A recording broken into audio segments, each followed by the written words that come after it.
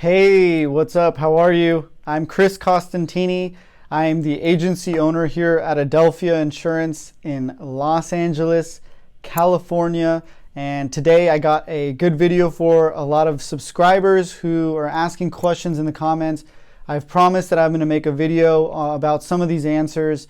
So I'm going to make a Q&A, just 5 or 6 of the questions that we've gotten from some of the subscribers, and just addressing and trying to give you guys a little more depth than just a response on the quick comment. Also, guys, please, if you get any value from this, please subscribe. Please give me a like. I would really, really appreciate it so I can continue making good quality content and help answer your guys' questions and help you guys grow your agencies and start your agencies and not make the same mistakes I'm making. So, guys, let's dive straight into it.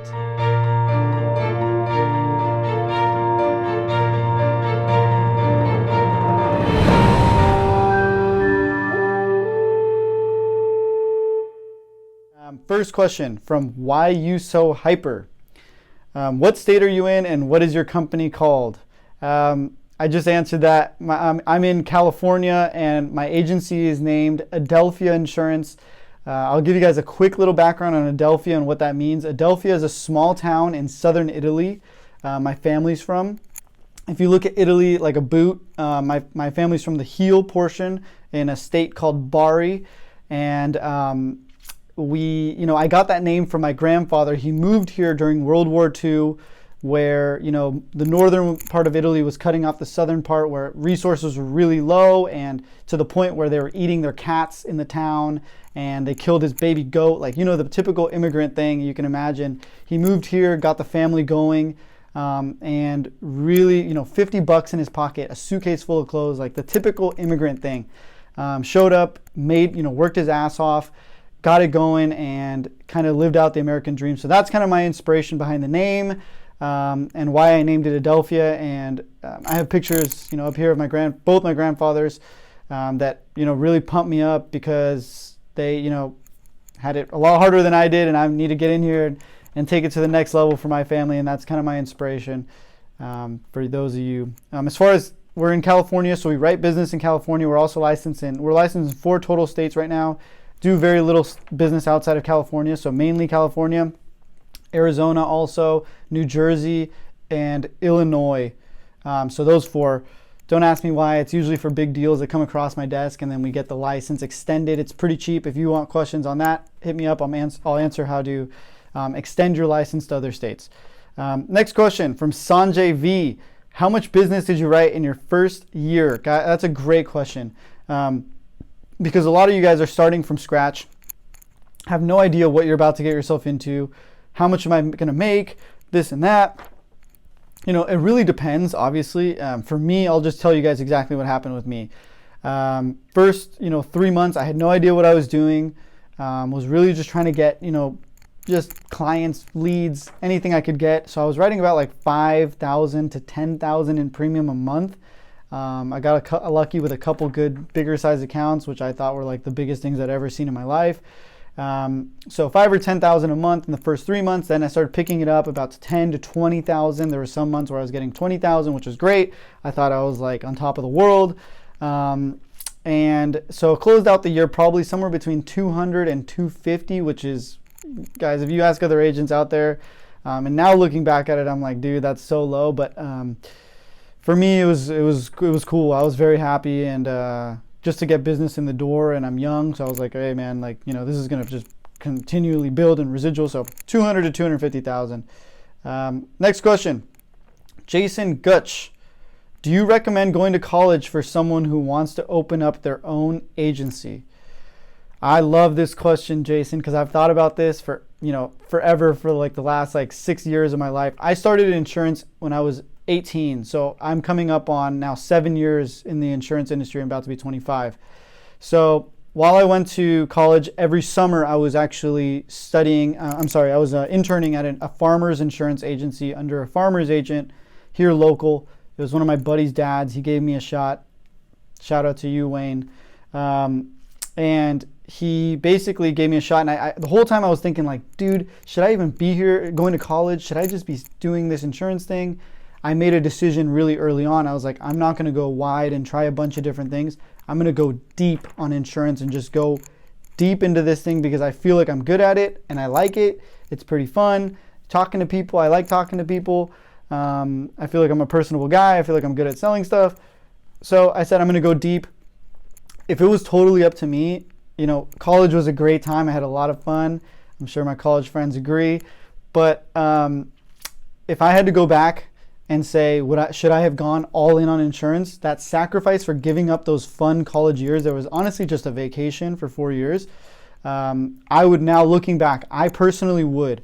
If I wasn't sure about do I really want to do insurance or do I not? Then I would go and do college. If you have some possible desire that you maybe want to do something corporate or something that requires a degree like an engineer, doctor, lawyer, that kind of thing, then go to college. Don't screw that up, for future, opportunities. It's a couple years. But if you're so set on insurance, this is what I'm going to do, then send it, go deep, and I believe your rewards will be big because you're not going into debt. Instead, you're already collecting, you're making money, you're, saving up money, and you're getting invaluable experience for the whole year instead of just, for me, it was 3 or 4 months out of the year on vacation. So anyways, great question, Jason. Let me know if you want to talk more about that. I'm happy to dive into that.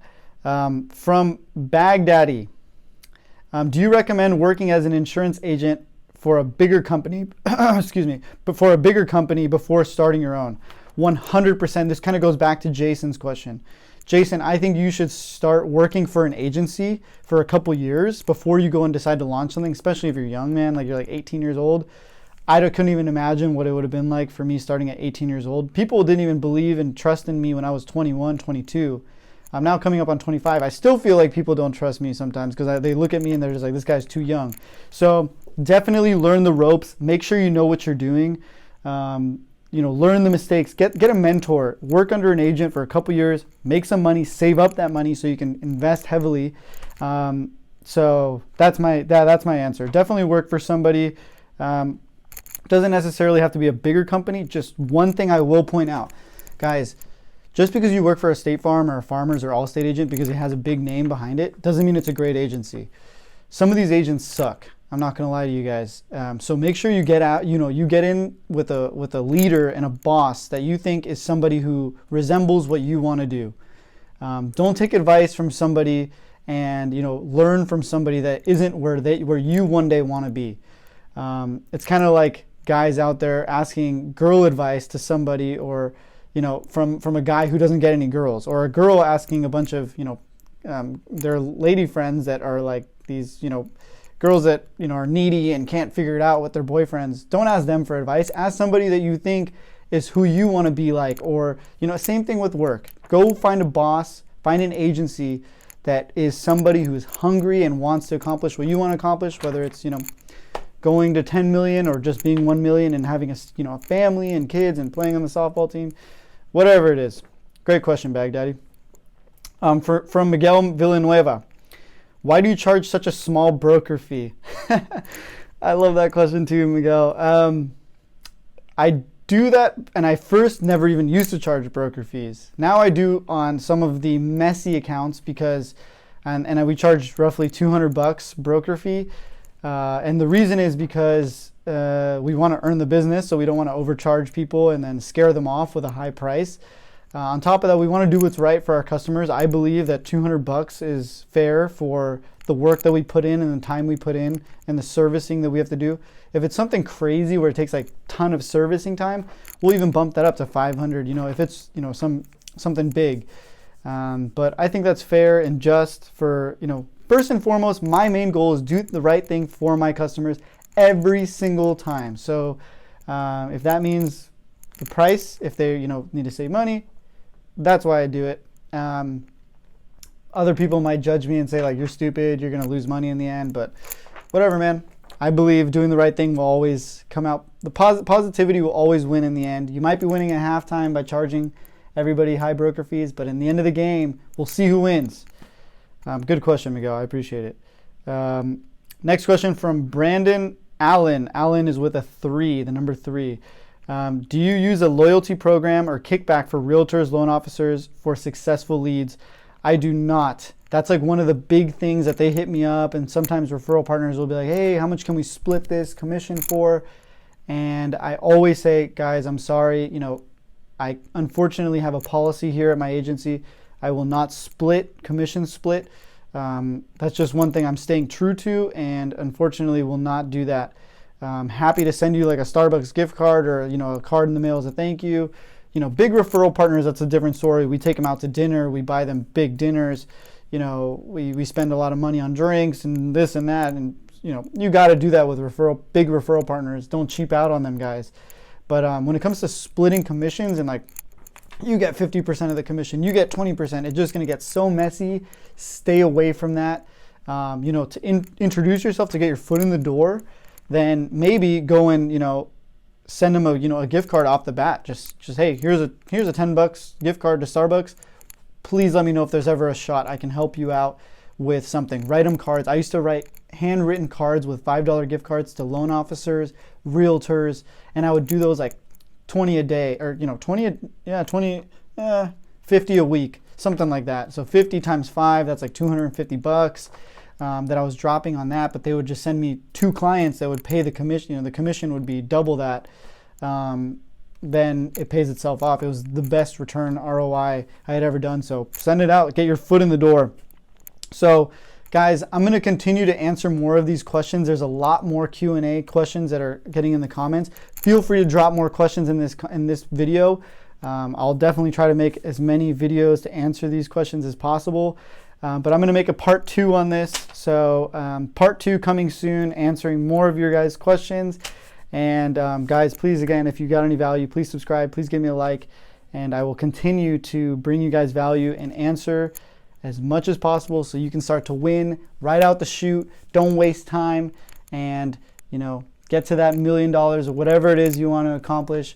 Guys, if you guys need any consulting, I'll also put my email below. Shoot me an email. Happy to jump on a call with you, schedule one of those. And we also got the coaching package, which I do email templates, sales scripts, Excel, templates that I use for tracking data, which is amazing. And it's not like an amazing thing, but I've, laid it out. I've tweaked it so many times that I think it's perfect for me. But some valuable stuff, and would be happy to help anybody else that needs it out there. So guys, let me know if you need help.